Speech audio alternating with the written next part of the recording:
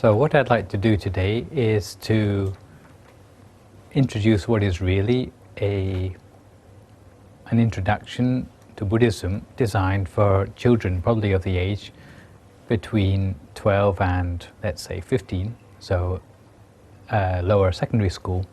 And the idea of the presentation is to give an introduction to Buddhism, really for those who have no previous experience or knowledge about this subject.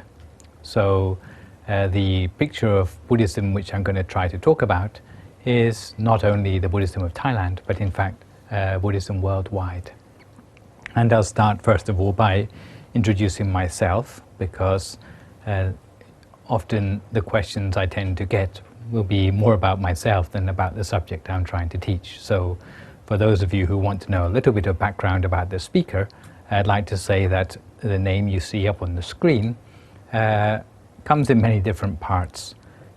Probably the most recognizable part of my name for you would be the word Nicholas, which is my name ever since I was born. The word Phra, which comes in front of that, is the Thai word for venerable. So anyone to distinguish themselves from lay people in Buddhism is called Phra. But the English version of this word would be venerable, which in this particular slide is abbreviated to Ven with a dot after it. As for the word Thanissaro, this is what's known as my monastic name. It's actually in an Indian language called Pali, and it's a name which is given to new monks whenever they are newly ordained, and usually it tends to reflect the qualities of that monk as a sort of inspiration, or maybe to give that monk some encouragement to work on their qualities for the better. The actual meaning of my own name is in two parts. The first part, Thana or Than, it actually means wealth or work or maybe rank. The second part, Isara or Isaro in this case, means the one who has a lot of something. So depending on how you interpret it, it could mean that I have a lot of wealth or rank, but usually I tend to gather it means that I have a lot of work. As for the initials after my name, this tells you a little bit about my own background. I've got a bachelor's degree in science, actually in psychology and zoology, because before I became a monk, I haven't been a monk since I was born, I was a scientist.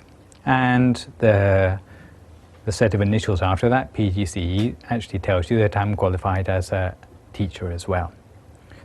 Some people assume that because I'm speaking about Buddhism, that all Buddhists look just like me. But to give a little bit of a comparison for you, which might help to give you the broader picture of what Buddhists are like, I'd like to say that I am equivalent to what would be a vicar in Christianity. So it's not that all Christians are vicars, because there's a lot of people who are members of the congregation in Christianity. In just the same way, maybe only 1 in every 200 Buddhists are actually Buddhist monks.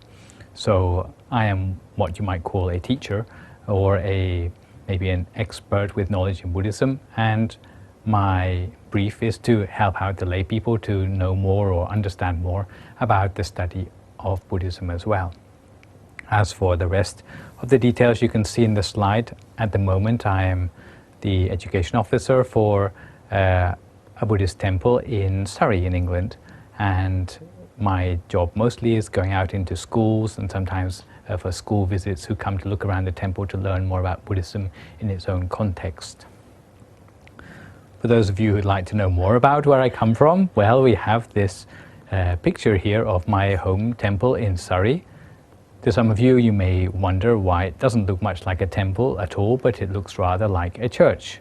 And in fact, you'd be exactly right, because formerly it was a Church of England church, but in the last 4 or 5 years, my own Buddhist organization acquired this church which was disused, and we have converted it to a Buddhist temple, on the inside I might add.